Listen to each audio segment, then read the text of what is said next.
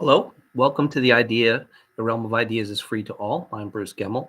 I'm an architectural researcher, draftsman, and master builder. I'm kind of trying to figure out the title. Today's episode is called this is episode 13, My Recent Architecture.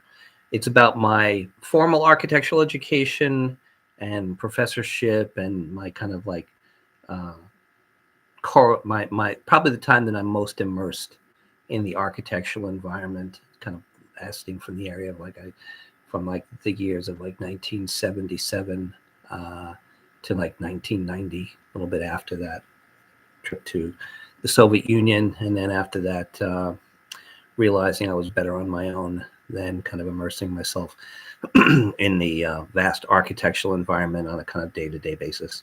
I just felt as if one of the things I had seen was that I felt I was better off moving off on my own and kind of staying specifically in that. Anyway, so these are a series of ruminations. Not really sure what they'll be used for.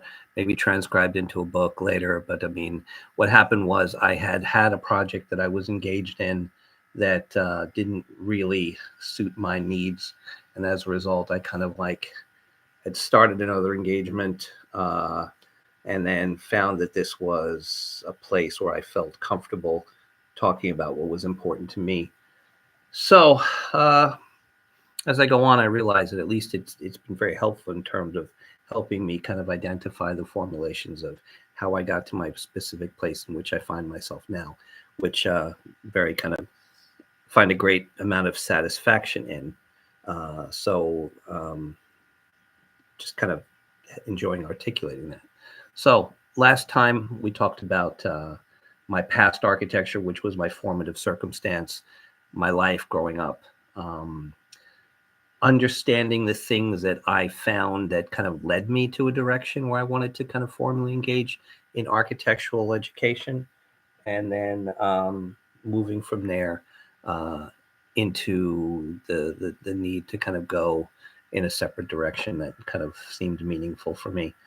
So the things that I found were important were the things that an architectural education were necessary to a degree that you kind of like had to understand the ability to kind of like pass through a series of kind of fairly rigorous, nationally certified kind of courses in order to kind of like be able to kind of graduate with a diploma.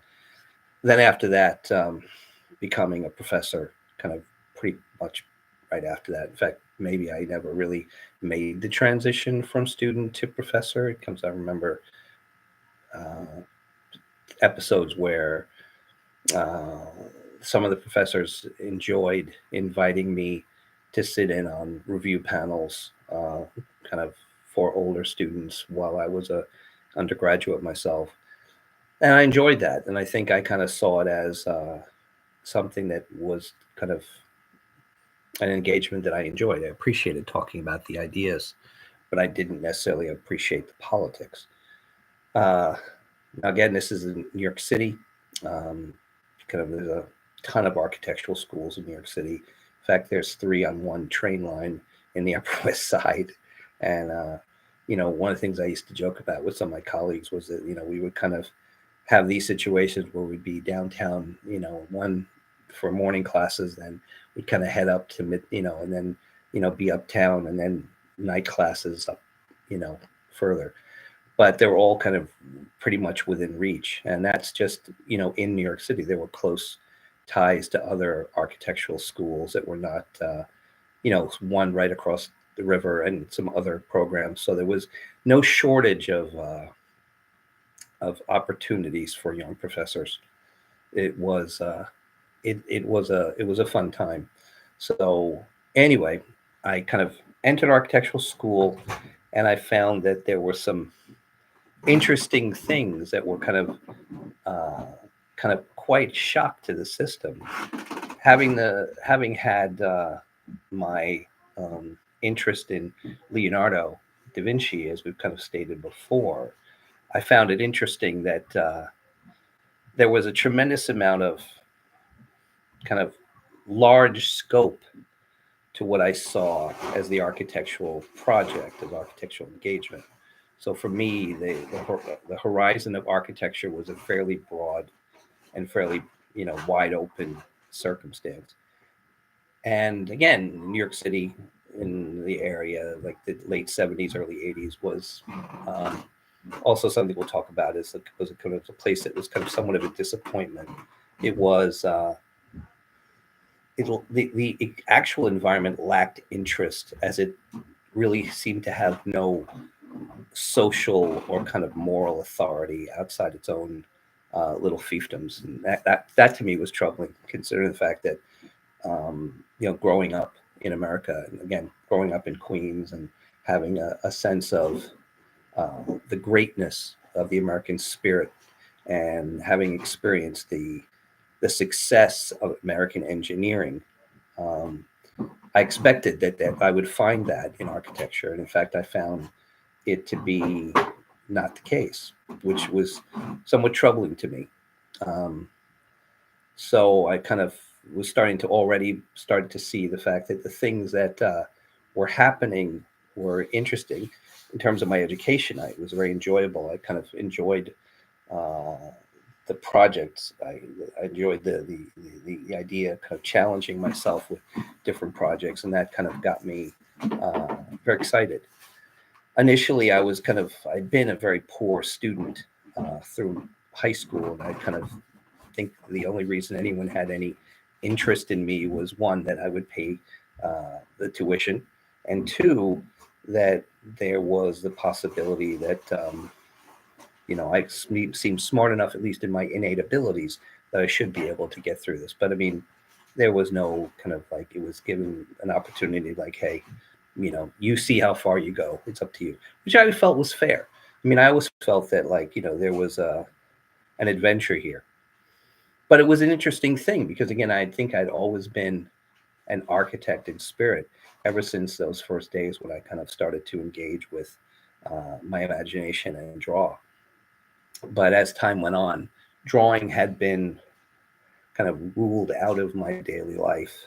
Uh, there's a story that I'd rather not tell, but it was kind of one of those things that was very much a disappointment, uh, that kind of was kind of there was a social stigma in working class and white and blue collar Long Island and Queens about drawing.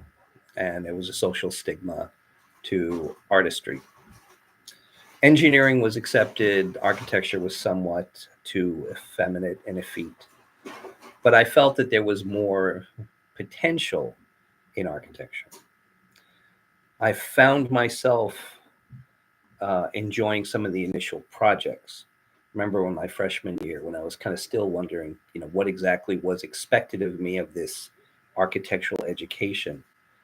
Because, like I said, I kind of saw like spaceships and flying cars and towers to the moon and all kinds of things. Space stations were the kind of things that I saw as the architectural realm. And as I started to realize that, the organization of space and generative strategies and process were definitely things that you needed to kind of like take seriously.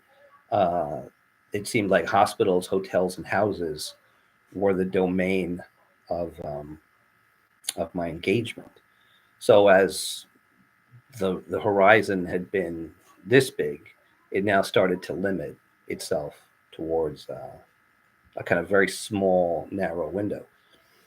But again, these were exercises. This was an engagement in an education. I do think that an individual does need an architectural education. I believe architectural education could be streamlined. I think there's a major need for reform. That might be something I'll deal with at a later time. But I felt like there were things I needed to learn, especially but the thing is, in terms of what those things were, they were probably more outside of the design process than they were within the design process. The design process was kind of something that I think, given my natural predilections, came easy to me and was exciting and enjoyable to me. I think other people may have struggled with it. I don't. see any reason why anyone should. I feel that what probably knocks most people out of architecture is the workload and the technical courses. You have physics, you have calculus, you have advanced calculus, you have physics, and you have kind of structural courses that all are fairly rigorous and they're all necessary, even though a lot of that is not what you're going to do on a daily basis unless you're kind of more on the engineering side. Those were the things that were kind of things that you kind of had to put in the time. And of course, the workload is quite severe. I think, now again, uh, I was not a successful high school student. I never engaged myself, but I found that the workload was agreeable, but it could be daunting. And again, you know what, I think in terms of the attrition rate in the process of the people that I went through, I believe it was one out of every 15 people survived to the end of the 5 year program, which was a 5 year Bachelor of Architecture degree that I have, which is my only formal degree. Now, architectural education is a complicated thing, so that doesn't preclude you from being a critic in a master's program or a PhD program because the degrees are kind of more geared towards the accreditation and the licensing. So they're kind of equivalent. PhD, which is becoming more prevalent now, is more of kind of a specialty for education, whereas it was kind of rare when back in 1980s when I was a professor. Whereas now it's kind of become much more prominent, especially for educators. So in that case, the things I started to learn was uh, the process, generative strategy, how in which one goes about the organization of space. And that to me was the kind of thing that I had not engaged in, until I had actually gone to architectural school. Um, I had always enjoyed looking at plans and sections and elevations and perspectives, looking at architectural drawings. I always kind of thought they were fun. I always looked at plans and like they reminded me of like crossword puzzles and labyrinths and things like that. Kind of like when I talked about the library, Queens Village Public Library. I kind of saw the beautiful imagery of the stacks as if they were kind of paths and in a forest full of trees. So it was kind of like this artificial wilderness of all these ideas. So for me, I always loved looking at plans and sections, elevations, kind of understanding the mechanism of things. I think in high school I took some mechanical drawing classes, so I understood how to draw, and understood the kind of the necessity of precision. So that was kind of something that was important to me. But I loved the first year kind of organizational study problems. They were exciting. I remember one time uh, I started engaging with a model, and 12 hours later, I kind of completely lost track of time, and I was having so much fun. Didn't realize it was 4 o'clock in the morning. But I just kind of ripped and moved and shuffled and sketched and did not come to a great solution, but found the opportunities to engage in the exercise, the kind of the infinite, limitless opportunities of seeing how this affected that and what this would do was something that kind of got me hooked, and I don't think I ever looked back. I remember uh, one of the things that was probably most um, telling was when you were at architectural school. What happened was that you were engaged not just with the professors, you also engaged with other students. And one of the things that was fun was engaging with the senior students within the within the institution. So as I kind of found, I kind of drifted towards engagement with the older students, and that to me was the most fun. I remember at one point sitting at my table, and I just kind of finished my studio with my professor would come around, and what I always used to go is I would go into the studio early and kind of show him my sketches from the previous time, and he would go off to other students. But what I would do is take advantage of the fact that he was going to be around for a while, and then take his ideas while they were kind of like fresh in my head and start to kind of think about them and engage in some more sketches, so that by the time the studio was over, if he was still around, he wasn't too busy, which, often he wasn't. He enjoyed kind of sitting down with me. So I would, we would kind of sometimes get into these long, kind of drawn out discussions. And I realized that I had entered a certain world from which I never wanted to leave. And the architectural building represented that world. So even if I left and went somewhere else, it was still the fact that this was the place in which I live now. This was my home. My home was the architectural environment. My home was this place where I just sat and ruminated about certain strategies and certain structures, certain organizational strategies and things like that. The first process that I think I started to come across, I remember one day I was in the library, and the way the library was set up, I was kind of looking for a book. And I remember coming across some other books in the particular aisle. It was a book on architectural theory, and it was kind of in a place that there were other books. And again, I came from a very anti-intellectual environment. So for me, I had started to kind of see names that I had recognized, but I didn't know of their work. And I remember, kind of out of curiosity, just like I had with Mrs. Rosen at Queens Village, took this book down and started to read it. And again, the hours went by. One of the advantages, I think, was that because I had the ability to process and learn quickly, I think one advantage I had over a lot of the students was I wasn't overwhelmed by the amount of work. And as a result, I had time to kind of ruminate. And I think one of the tough things is when you're kind of under siege and you're constantly working from behind, it can become daunting, and architectural school can become overwhelming. But for me, it was a very easy pace. So it allowed me to kind of ruminate and kind of go off on these distractions. My one greatest distraction was understanding that there was a realm of ideas that existed in the Western tradition, what we would call now continental philosophy, or I would just call, metaphysics. And that was, for me, exciting. There was times when I thought, oh, maybe I should study philosophy. But I feel that for me, I loved crafting objects. I loved making models. I loved drawing. And in this case, what's happened is my original sketch, Leonardo interest had become enmeshed in kind of very kind of rigorous, kind of two-dimensional and kind of like orthographic and kind of perspectival projections.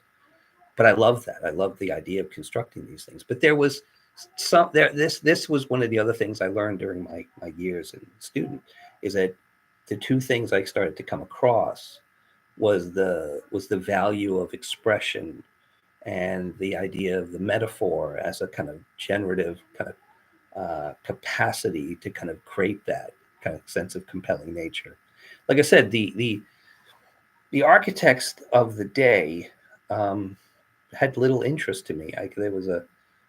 There was an initial kind of fascination, because you say like, oh, these are the people who I share the world with. But I found that over time, there was kind of like I said, mentioned before, there was a lack of authority, because I think there had been a kind of I think I talked about it last week, in terms of the fact that there had been a subversion and a kind of like an attempt to subvert from what architecture had been naturally kind of moving towards something that was false, and it was incidental, and I think the kind of sycophantic nature of certain things and certain people kind of subverted a natural tendency to kind of make an American architecture, which I think existed. And that was something that kind of, I think, needed to be understood.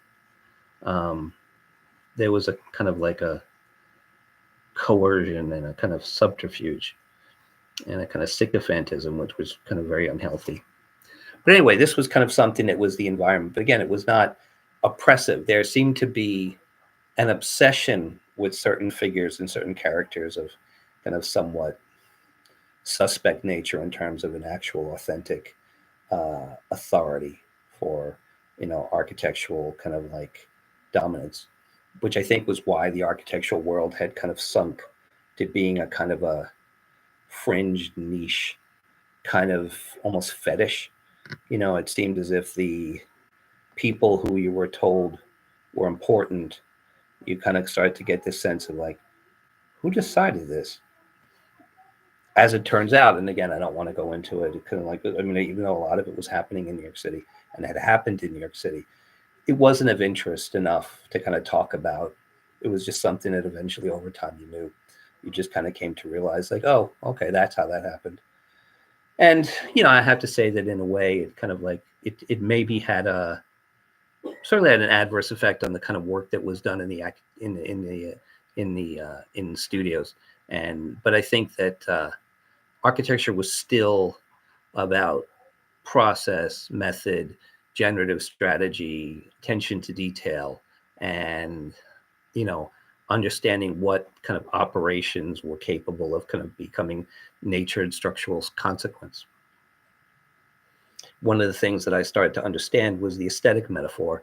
Like I said, I mean, I came across the work of Ortega Gasset and one of his books that was about the nature of the metaphor and the metaphorical operation, which again became something that through my own work as a professor, started to realize its essential kind of primitive, fundamental component structure. The other thing is I'm kind of starting to go from student to professor, which there really wasn't a kind of transition. Like I said, I mean, probably by the time I'm in my third year, I'm kind of like finding myself in a very open building that had a very open environment. It was common for students to comment about other students' work at reviews. It's very different than it is now. Now it's incredibly stifled, incredibly hermetic, and incredibly stiff. But I mean, it was very common for students to speak at other students' reviews, and for the students to speak uh, in larger capacity rather than just presenting your project. One of the things was you made your presentation, but part of it was the kind of ability to engage with the professors and the other students. The, in a way, there was a kind of celebrity status. Certain students had developed personalities and they kind of had followings, and there was actually students who would go out of their way because reviews were posted and you knew when certain students would present. They were usually given time slots in advance so you could prepare, because you would set up your work. And as a result, you would find that there were certain people who were looked at with interest. And it was kind of a fun thing when major reviews were coming up, your thesis midterms, your thesis finals. There were kind of architectural competitions within the schools, final presentations. These things became exciting. There were certain students who started to kind of develop interest early on, and I kind of like appreciated that, because you wanted to be one of those students. I mean, like I said, as I in my first year, I kind of sought that out, or I kind of found it, and I didn't seek it out. I found it and enjoyed it, and then kind of came a piece of the furniture of the school. So anyway, so by the time I'm out of school, I've already kind of like put myself in a position where it's common for me to not only converse with students at different levels, but to be invited to sit in. It was kind of interesting. Or sometimes like a student would be invited to say, hey, Bruce or whatever, sit with us at the time, take a seat and review with this. And first it was kind of exciting, because you kind of thought, I'm actually kind of formally kind of part of this rigorous exchange. And like I said, I think criticism was the thing that I realized. It vindicated for me that which I had always understood, which is that the realm of ideas is free to all, and it's a very, very valuable thing to engage in. In fact, I want to say that, like, that's testament to these ruminations. So anyway, we move into professorship, and what I've decided is, like, as I saw the fact that I went from flying cars and space stations and rocket ships and underground cities and kind of flying cities and floating cities to hotels, hospitals, and houses. And I said, now that I'm a professor, we're going to change that back. So in my first forays into architectural education, I said, I understand fairly limited. We lack authority, socially. We have to fix that. It it bothered me that architecture was kind of looked at the way people looked at dentists and accountants, as just a kind of a necessity, or kind of like a frivolity. I mean, accounting is a necessity. You need accountants, and dentists are kind of a necessity. You need to have your teeth fixed. Um, but it was like, there was a sense of frivolity and kind of unnecessariness in architecture, which again, I think I was skeptical of, because, again, coming from a blue collar world, I had kind of seen these things as kind of superficial and kind of insignificant. And since they didn't really command any authority in society, they were just kind of like, the playground of a bunch of rich kids who never really had to do anything of consequence. But two things made me see the value in that. One was a study, or my own personal interest in philosophy, and having seen the work of consequence of other architects. So I come out of architectural school. I have a uh, I have come about to find, I guess, the seeds of that organic American tradition. I've started to understand the idea of the metaphor as a kind of generative strategy. I've understand the idea of a process, and I've started to reintroduce myself to actual drawing. So that idea to kind of like not just make notebook sketches, but to actually kind of take that and start to engage in that as a thing where to say, I need to draw like the maestro draws. I need to draw like Leonardo draws, because I need that capacity to see and visualize. And I think that's probably the most important thing that I realized, was the kind of key, is that architects draw very poorly in terms of their imagination. And I think that was one of the things I felt was holding them back. So one of the things I have to say, and this was kind of something that I kind of came about in my school, there wasn't a formal uh, drawing component. However, again, this is New York City, where there's an architectural school every 2 blocks. Cooper Union did have this capacity, and it was like every architectural student um, was not just encouraged to, but was trained to draw. Real drawing. The drawings of, like, say, that you would say is like a master's drawing, a Rembrandt or a Van Gogh or a Leonardo or a Raphael. So I realized that you don't really learn to draw, you learn to see, you learn to visualize, and all you're doing is kind of recording, making notes about that. So again, I kind of found that now there was the time to kind of like re-engage with Leonardo in this capacity, that I kind of understood how to construct these things in terms of perspective, orthographic projections, and kind of two-dimensional projections. But now I needed to kind of realize the ability to kind of like manifest my imagination, and in a way that kind of like was missing before. Anyway, that brings me into kind of my architectural professorship now. So I was fortunate enough, again, to kind of roam around New York City as kind of nomadic kid, not needing to make a lot of money. But the unfortunate reality was, a kind of associate adjunct professor makes poverty money. And what I found was really unfair was the fact that the only people who could afford to live this way were kind of rich kids who could afford to kind of like live off their parents' money. I needed to make a living.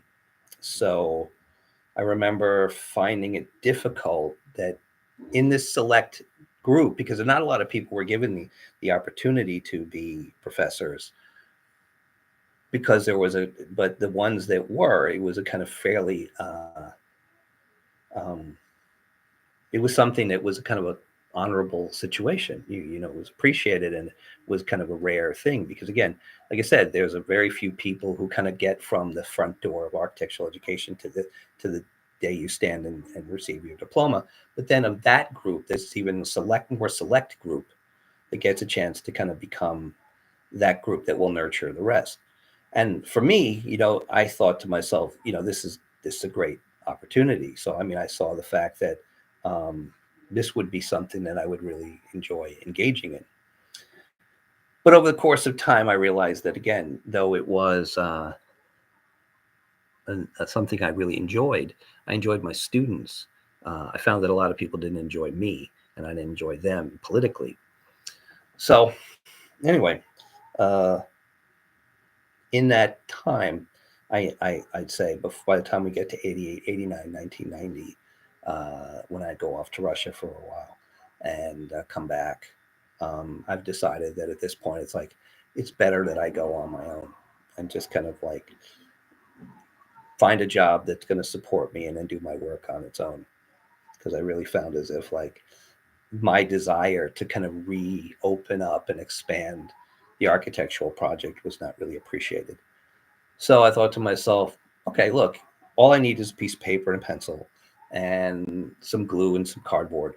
And I can do that on my spare time. And, if it ever kind of comes to anything, it's only my concern. So it's my life, it's my hobby. Let's do that. So in architectural education, I found that I enjoyed writing projects and proposals and kind of having courses. I was fortunate enough for 2 years to have uh, very good thesis proposals. I had one group that was fairly good group in terms of the students, and the one group that was more suspect. But I think, in fact, I kind of gained more and learned more from that weak group than I did from the strong group, because I think that there were some things that kind of helped me, because the first group kind of opened up some ideas to me that the second year, as there was more flexibility, kind of more ability to kind of interject into the projects, as the students kind of like lacked their own kind of personal um, imagination. And I kind of felt as if this also was kind of like, again, I was pushing to an extreme that was really kind of not really being understood or appreciated. And I kind of felt as if it was just a kind of constant, like, hey, why are you doing that? I remember one time with one of he was might have been the dean of one of the campuses. And he invited me on a review, and we're kind of going over that. And kind of he says to me, he goes, Bruce, you're a hell of a formal critic. But what I can understand is that you can talk about this to such a great degree, but at the same time, you do the work that you do. And I think it was, he was actually asking an honest question out of confusion. And I kind of think, because I kind of think in terms of the ideas, I didn't really think about the impact of the idea. And I just basically said, well, in order to get to where I was, I had to go through here first. And then I realized that was probably um, not a very polite thing to say, but it was the correct thing to say. Fortunately, he wasn't the brightest guy, so I don't think he really he didn't get it. I think he just kind of like, again, it was confusing to him. But I mean, I felt like, hey, if I been more careful and thought about it, I maybe wouldn't have made that response. But again, it turned out. Hi, Puddle. Hi. I wish I had you as an architectural professor. Yeah, you're a brilliant architectural professor. Actually, I wish I had you as an architectural professor. Yeah, I mean, like, because I think one of the things that I was talking about here is that because of the fact that architecture had kind of gone into a kind of a, it had kind of been subverted and suppressed, there wasn't really a great opportunity for, kind of original, intuitive integrity. It was kind of like everything was kind of suppressed. And it, like I was saying before, I mean, when I was growing up thinking about what architects did. I thought architects made space stations and rocket ships and flying planes and flying cars and all kinds of things. And that Only in the Jetsons. yeah, exactly. No, but I grew up with things like the I grew up Jetsons with and the Star Jetsons Trek. I mean, and too. like, Yeah. so when I got to architectural school and it was Yeah. about houses, hotels, and hospitals, I'm like, It was such a letdown. it was a right? letdown. So now we're at the part where I'm talking about when I became a professor. Mhm. I was going to change it back, and we were going to go back to some of these more. Now there were traditions in architecture, Mhm. like Broadacre City and some of these other things where there were some kind of groups in Japan and in England and places like that where there were some of these more visionary architectural enterprises. But it was not the kind of thing that was really given like a lot of. Tadao Ando and his No, followers, actually, or no? no. Tadao Ando is fairly conventional Yeah. architect. It's more like people who No. did, cities that were uh, like the futurists and things like that. Oh, And okay. and people like Bruce, like not even Bruce Scott, more like Buckminster Fuller. People who kind of like saw the architectural engagement as an expanding enterprise.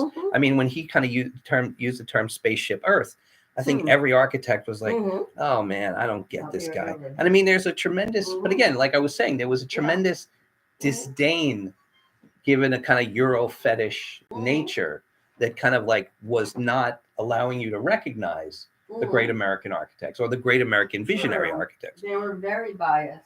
It was, but again, I did. I learned out later why it came about because of like certain sycophantisms. But at the same time, it's not. It was just like because I was very happy about learning the things I was learning to kind of go off in my own direction.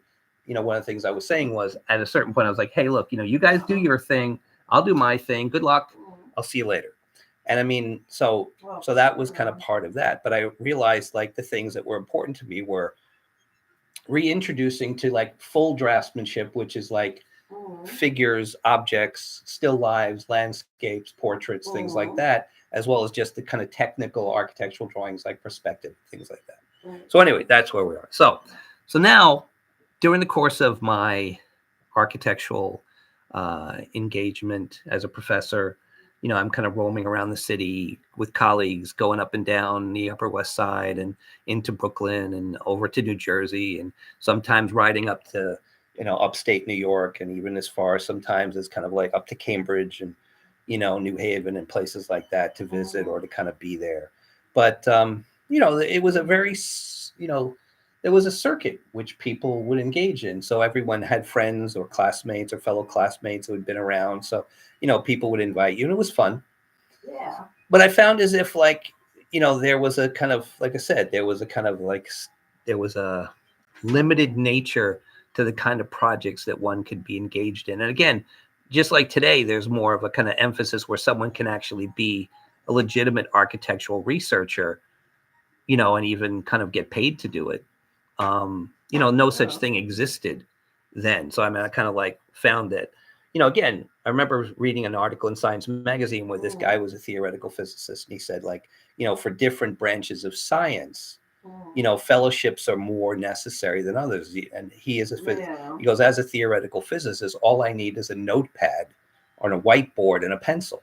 And in my case, to be a researcher in architectural generative strategy, you need a pencil and paper, and maybe the equivalent of a theoretical physicist. I think so. I think like and again, if you're working on kind of generative principles and generative strategies and trying to extract principles from other disciplines, you just need to kind of sit with the books and kind of mull them over and kind of like find useful analogies and things like that. And again, we talked about the metaphor as a kind of generative strategy and something that I eventually would start to see later. And then I don't want to no, with your broadcast. You are the broadcast, my love. Okay. Anyway, so as a result now, as a professor, I started to kind of feel there was a need to reestablish what I would call authority through kind of critical integrity. And I kind of told this story before, but it's a fun story. I'll tell it now, and then we'll start to wrap up. Is that one of my freshman classes? It was the first day of class, and I kind of wanted to have some fun. And I also felt like, the mischievous nature with which I could exist was kind of being suppressed. I always enjoyed that there was a kind of peevish, mischievous, prankish, puckish reality in That's who architectural you school. are. That's who No, you but I mean that was kind of, I enjoyed that. There was a cockiness, a kind of Mhm. silliness. You Yeah, know, it's people fun. would kind of have fun, and but again, it True. was part of being exhausted all the time and working hard. Well, But yeah. anyway, one of the things that was interested was like I remember I was came out to studio early one day, and again I was walking the hallways, and one of the things I noticed was when I would walk down the hallways of the studios, the doors were always open, and students would always be going back and forth to find out what was the most exciting thing going In on the at the time. atmosphere of a free exchange of Exactly, ideas. exactly, it's perfectly Because said. I think So that I I think, well, I understand. came in one day and I said, like, because I hadn't really been there in a while because I was on a different Mhm. campus and I was running around and stuff. And I said, "Why are all the doors closed? Like, what's going on?" And I'd never seen. In fact, I didn't. In fact, a lot of times I didn't know the door. And I was one like, word, fear.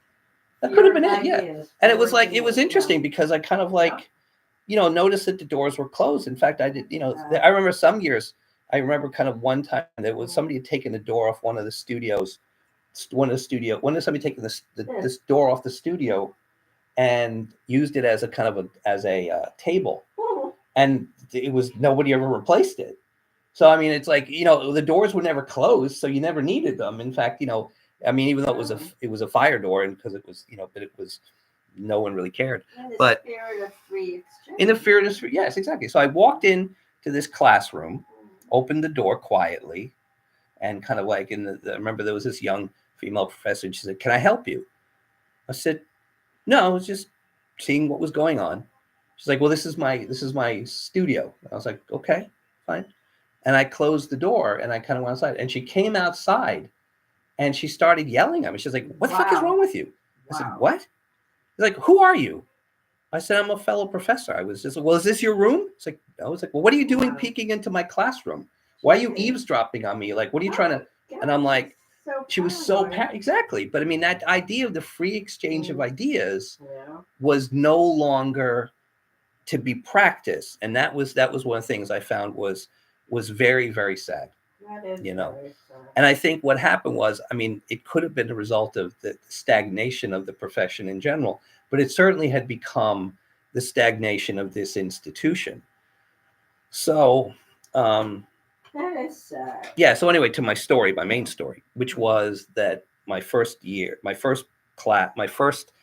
day of freshman class with a new series of students, there was me and two colleagues, and we were going to teach the course together because we felt that we need to get the students to understand the nature of diversity of opinion and to engage in the fact that the ability to discern the value of what you're told is very, very important. So, in the spirit of that, I came up with an idea. I said, "Guys, you stay here. I'm going to hide in the back of the class, going to pretend I'm going to be a student, and you guys just say I'm not, that I'm not here and whatever." Anyway, and then since I was only in my 20s and I kind of looked fairly young for my age, it was easy to pull off. So we had that thing, and I had kind of like we had team exercises, and kind of we engaged in this exercise where we did this team project, and I was at least amongst first year students, they at least recognized my ability to be team captain. So they made me team captain and spokesman, which I'm very proud of because I mean my scheme wouldn't have worked if I hadn't been elected. So anyway, I went to present our project, and my fears were recognized, and I felt that there was an obedience of the argument of authority rather than the authority of argument. So what I mean by that is that the position determined right and wrong as opposed to the argument determined right and wrong, good or bad. And so what happened was I was perceived to be a student. So when I engaged too aggressively with my colleagues who were the professors, the students started to get agitated and even confused, and kind of became a little bit of a turmoil, kind of became chaotic. And in fact, it was almost the point where it became violent. So to kind of like the point where one student said, "Hey man, back off. You were told that your ideas are bullshit. So like they're the professors, they're the authority." And I think the term was, "You're just another bullshit freshman like the rest of us." Meaning there was no way that an individual could have any authority other than to listen and be told what to do, which I think it's very important to kind of like engage in that. But as I've said, criticism has to be appreciated along with discernment. So the ability to discern the value of what's said is its own art form. And that was the thing that I think that was important to get across. So as a result, it was turmoil. And then the dean was walking through and kind of called him by his first name. And he said, hey, Bruce. And I said, hey. And the next thing we knew, the students were like, who is this guy that the dean knows on a first name basis? And I said, like, hey, what is it I do here? And he said, I don't know, but you get good results, so we keep you, don't get anybody killed. And we all laughed. And then the cat was out of the bag. It's like, oh my God, this guy. And they said, is he the professor? Is he a professor? And it's like, yes, that's a deal. And then everybody's like, oh my God, oh my. And everybody's like screaming and yelling. Like, and I think one person even shrieked or cried. And it was like, what's this? What's going on? But the point was, and then the student who would basically almost come to kind of threaten to fight me was now like, oh, I'm really sorry, professor. Like, I was like, what are you sorry about? And this was the kind of point was like, what are you sorry about? It's like, I'm sorry about the fact that I kind of said the things I said. Like, well, did you say the things you said because you understood what I was saying, or you disagreed with it, or like what? He goes, no, I had no idea you're a professor. I said, so you still don't know if what I said was of consequence or not. And then it kind of hit him like, why is that important? I said, that's the whole point. The whole point is my authority comes from my argument, not from the authority that's given to me socially. So if I'm the dean or if I'm a professor or whatever, the reason why you have to understand the nature of the consequence of what's being said is you need to discern what's of value.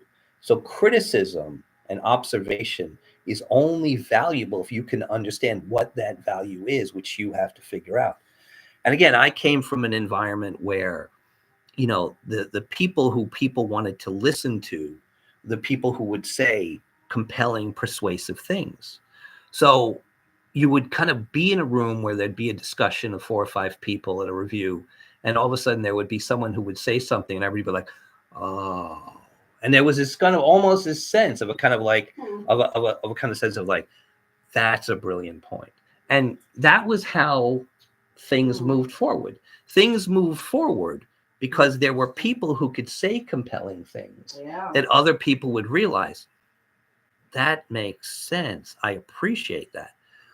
So students, professors, individuals started to develop authority because of the fact they were able to kind of say compelling things on a fairly regular basis. So I felt it was important to reestablish the value of the authority coming from the argument, coming from the fact that whatever was under consideration, that person that was capable of the greatest depth, the greatest insight, the most compelling, valuable statement was the person that should be appreciated. And that was the way it worked. And it was a very kind of natural, organic process. I was finding that to become something that was under attack. When I was invited to be the United States representative to the first international symposium of architectural projects in the Soviet Union. Which is still very impressive. Thank you, Pablo. Well, it is. I found that part of what persuaded this individual to select me was the fact that she was drawn to the nature of my ideas. And this is a funny story. We had found that there was an individual who had come from the Soviet Union. This was 1989, and there was a group of students who had kind of had an exchange program with one of the local architectural schools and the Union of Soviet Architects, and there were some people who would kind of brought over as kind of dignitaries and kind of like administrators and stuff like that. So anyway, first it was an American group that went over to Russia, and then there was a Russian group that came over to America.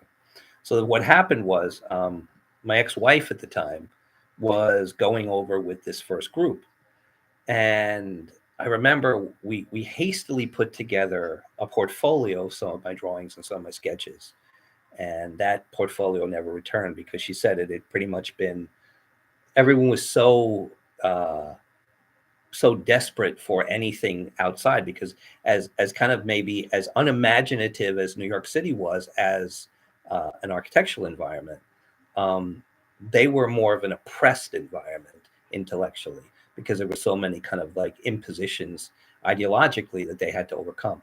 But there was a natural intuition of the students, which again, when I went over there, I found was actually quite brilliant, and I appreciated that. But anyway, so when I was invited, an individual who said she was part of the delegation asked if she could come over to my studio, because she was looking to meet my ex-wife and didn't realize that my ex-wife's portfolio was my portfolio. And then she goes, "Oh, you're this person." So she wanted to stay there. But anyway, she was the vice chair, she was the vice principal of the Union of Soviet Architects, and she kind of invited me to go to the Soviet Union, which was one of the kind of most enjoyable episodes of my life, but also was when I realized that it was time for me to leave, the formal architectural environment and kind of head out on my own. And I remember speaking about that as kind of part of our conversations, which is that, you know, um, she was discovering the world of architecture. I remember visiting her and when I stayed in Moscow and Leningrad, and we spoke about her husband, who had been a top nuclear scientist who had lived his entire life in Moscow, and now that he was dying of cancer, he was going to die because the Soviet Union would not allow him to travel outside of Moscow because of the secrets that he had in terms of the, yeah. So he died, which was sad. But I remember he had a conversation. He said, like, I had to do my job, but it was never intention, because I knew that the things I did could have a negative effect on the world. But he goes, this was the job I was given to do. That's so it's like, sad. Yeah, he was. I mean, he was. Elena's husband was a nice man, and I remember we became friends instantly, and I kind of liked him, and he liked me. And then he died. Well, yeah, he died years later. It was really sad. But the reality was, I mean, he died because he was forbidden to get the treatment he needed in order to kind of survive, because the nation, Soviet Union, was more concerned that he had secrets that could be taken from him. Jesus. But again, that was a very common thing. It was that people were kind of brought to Moscow or Leningrad because of their abilities, and then they were unable to leave. If you remember that woman I knew who was a Bolshoi dancer, when she was with the Bolshoi, she had 2 days off. She had her birthday and Christmas, and those were the 2 days she had off. Right. But she danced 7 days a week for like 10 hours a day. That makes you just hate dancing. Well, yeah, exactly. But I mean, it was the nature of the way they did things.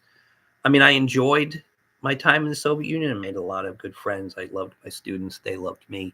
Um, I managed not to get arrested in spite of the fact that I was a very kind of like puckish, fun-loving guy. But the Soviet Union was not the place to be a fun-loving guy, because it could get you in a lot of trouble. And I remember when we were on a train, because the trains only traveled at night, and the planes it was like, but I remember I was with this woman who was a professor in Leningrad, and she said, you know why we're never afraid of the United States is because there's nothing you could have done to us that we hadn't already done to ourselves. Now that's terrifying. And so, man, it's like 3 o'clock in the morning. You're in this train in the middle of the night, whooshing through, kind of like like one of these like James Bond films, and you're kind of like between drunkenness and exhaustion. Exactly, and you realize they could just kill me and throw me out the back of the train. Nobody would ever know. Exactly. And I was like, wow. And that was the nature of that exchange. And I remember thinking to myself, be fortunate that you can go home. And I remember coming back home, and I was kind of traveling through Europe on my way. I went to Bulgaria. I gave a lecture there. And then I kind of think we were in Ireland. I gave a lecture there. And then we were in London. I was on a panel discussion. And I remember saying that criticism, because what they were doing was that particular institution was becoming like a kind of cult of personalities, and they had kind of decided to stop having end of year reviews and have openings, kind of like Jesse had at Cooper. Oh, that was ridiculous. No one showed any work there. Exactly. And I said, and I remember kind of stating that I didn't think that criticism was a nostalgia of a bygone era. It was an essential component of what we do. Yeah. So anyway, that kind of wraps up that part. And then when I got back, I'd already kind of given my resignation to the schools, and then kind of was ready to kind of move on. And it was like enjoyable because I felt like I had gone through this kind of point where I kind of everything was big to everything had gotten really narrow. I kind of tried to make it big again, and like started even working within the confines of what was happening. But then, the administrative and political capacity where you went from a point where the academics of authority, those with the compelling and the persuasive arguments, ran the institutions, to the administration started to have official policies. And those kind of like rogue professors who were kind of the ones that the students were compelled to kind of want to be, the ones that were kind of the ones that would kind of walk down the hallway, and there would be an engagement and students would crowd around and they'd look at a drawing. No, but I'm saying I wanted to, that mentality, mentality of just, that open exchange of ideas, and the idea of people thinking about that, and the realm of ideas being free to all, and everyone wanting to engage, and that kind of capacity was being not only suppressed, it was being attacked. And I've noticed within a very short period of time, those types of professors started to disappear. They either retired or they moved away. In my case, I just decided academia is not what it should be. It's funny because I hear now a lot of academics, pretending to lament about the death of academia. But what's funny is, since most of these people are my age or younger, they were the people who witnessed this when they became professors in the 80s and 90s. And these were the people, when the first witch hunts were conducted, who did and said nothing, because as a young professor of no value, they got a chance to kind of move and establish themselves and kind of stabilize their very new careers. So what happened was, these people were perfectly willing to watch these things happen and do nothing. But now that at the end of their careers, they're kind of suddenly crusaders for the kind of like the integrity of academic institutions. And it's like, I'm like, guys, I know you were there. You were the first people to engage in the witch hunts, but now that they're coming for you, it's suddenly a crisis. So again, I remember, in fact, there's a great saying about that. What? That if you say nothing, that eventually they'll come for you, and no one will be there to speak up in your name. That's true. But I remember, there was a professor who was there, and she was a little bit older than me, but then I was again very young. But there was she was the first one to kind of justify whatever the policy of the school was. And I said, look, man, one day they're going to come for you, and you're going to look for colleagues and kind of people to kind of back you up, and don't be surprised. And it happened, because, again, the whole idea is, when you get into kind of ideological strictness, and you get away from the free exchange of ideas and authority through compelling argument, it just becomes garbage. And anyway, that's a sad note. But anyway, it was a great thing for me to kind of understand, like, okay, this is the circumstance, time to leave. And I kind of was very well happy to do that. And so let's close with our usual closing. The realm of ideas is free to all, and it's to the benefit of all for us to maintain it just that way. Thank you. That was great. Mm-hmm.